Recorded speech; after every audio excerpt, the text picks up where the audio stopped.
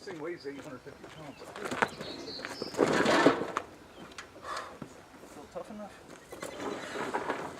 Hold on, let me turn it. Shit, Tyler. That's it, help me not do it. I appreciate it. I'm a freaking old man. There you go, perfect. Hold on, let me straighten it out.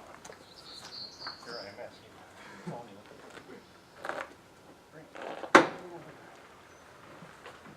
That's good, right there. Beautiful. But I do have an ONAN sitting at the house from up on the hill at Nick's. I might call you if I need it, okay? Hey man, it's there for parts. But yeah, right now it's just a big hunk of junk, but I love it. I think it's gonna be cool. And get all this stupid red tape off. Can't believe he lifted this thing. This thing, they say it weighs 850 pounds. Yeah, felt like it. You're a freaking horse.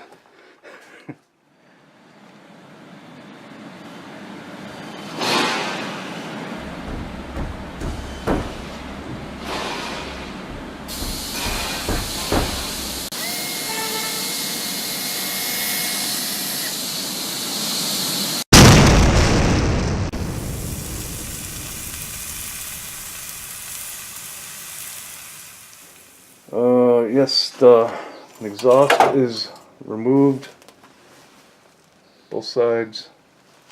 The heads have been removed, both sides.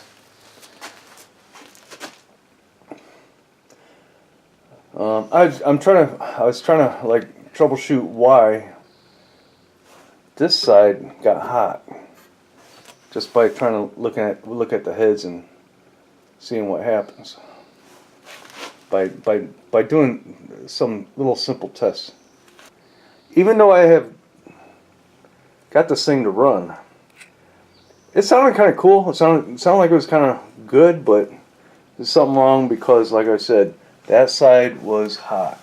It was very hot, and I'm guessing this is the reason why, which I'm going to show you here. I'm going to use this screwdriver, turn the flywheel like that, right? Okay, let's take a look. Watch this. Watch. Piston's going in. Get a better shot of that. Piston's going in.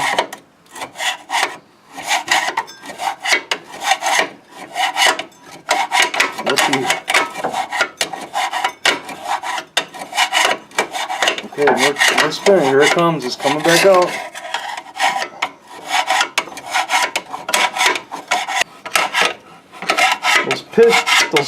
Those valves are not moving. They're stuck. And yes, I could easily fix it, but you know what? I'll tell you this. I got a bolt broken off there. See it? Right here.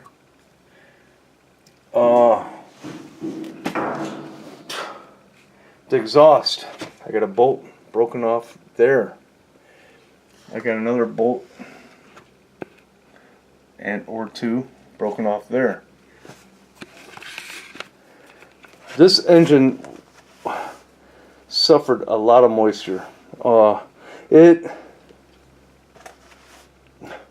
could take it to a machine shop and probably get this fixed, I guess. You know, corrected, but the stuck valve, I don't know. A lot of water. There was a lot of corrosion on this side, and a lot of water got in that breather hole. That valve cover, this is a valve cover right here. I cannot get that bolt out. I mean, I'm sure I will be able to eventually, but it's so corroded and rounded off. That one I had no problem getting off. This thing is crusty and rusty, but I do have a donor engine. Is that, what's the chances of having a backup engine? And I'm pretty sure this is going to work. It looks like it came from a generator or whatever, but I'm pretty sure it's going to work. It has an oil filter just like the other, like the one on the FF20. Piston size is the same. The valves, when you turn this engine, wrong way, they open and close both sides. They open and close both sides, just as they should. And it's not real easy to turn.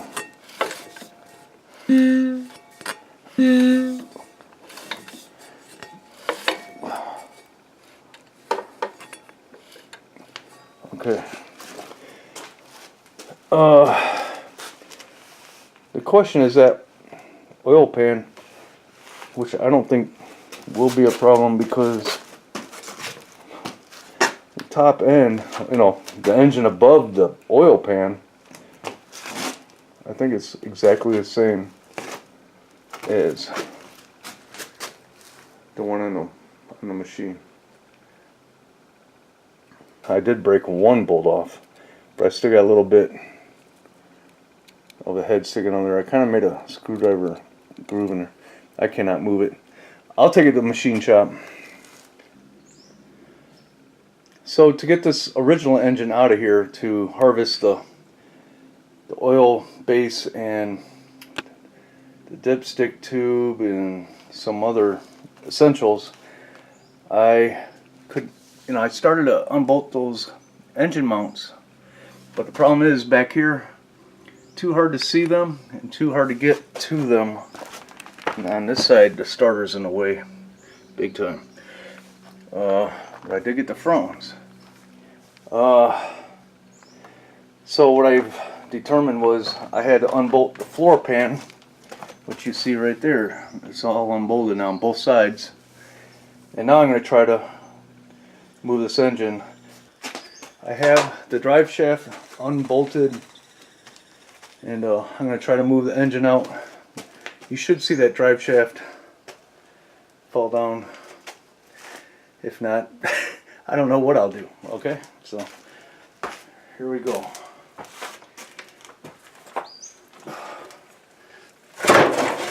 There we go. I'll tell you, to move these engines out, it's a pain in the butt. Almost as hard as removing one from a car, really. I'm not talking about the weight. I'm talking about all the stuff you gotta undo with hopes you don't break anything. It's like 77 degrees here, and yeah, I'm wearing shorts, but I'm gonna put on a coat because I'm gonna pick this thing up. I don't want to tear up my arms and all that. And I'm gonna put on a pair of gloves. It's hot in this shop because I got a tin roof, metal roof, whatever you call it. So,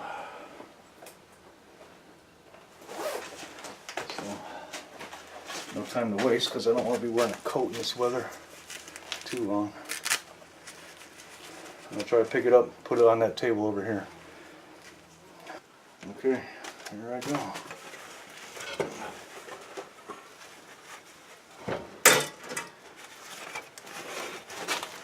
One, two, three.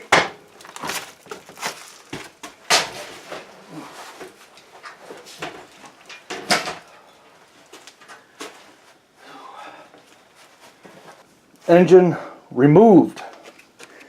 I can start cleaning up in here, do some painting, stuff like that. Sweet. First thing first, I'm going to get this shroud taken off.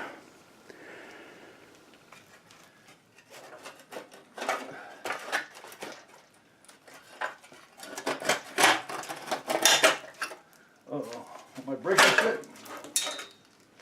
Something.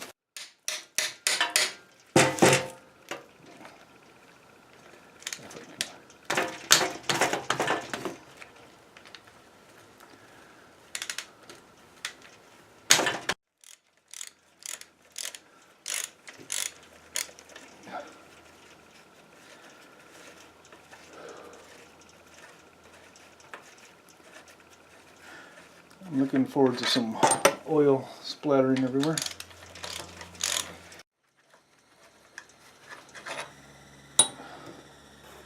Let's get this pan knocked off. Let's see what happens here. Ooh.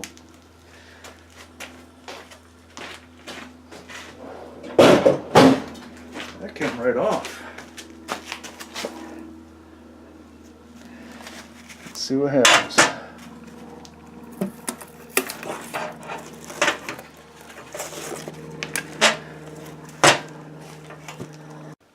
Look at that. I got that oil base on the donor engine. Came off this engine. It wasn't without, I mean, it wasn't just swap out. It wasn't hard, but I did have to do something. This sump that goes into the oil base on this motor was too long. Here it is right here. So I mean, see how much deeper that one would go? The other oil pan or oil base was a lot deeper. But all I did was take some channel locks, and so you can see it's threaded. I just turned it, and I'm yet to put this one onto this motor, but for right now I'm just worried about getting this base on there so the guy at the machine shop can or remove or tap or whatever this broken bolt. And I noticed this is supposed to be a thread sticking out here. If he can do that one too. So, and here is the machine in a wheelbarrow getting ready to be taken to the machine shop. Got it in the truck. All I gotta do is get it there. Here's the machine that's gonna do the work of getting that bolt out. I'm at the machine shop here. And here's a little plug for his business. Nice guy.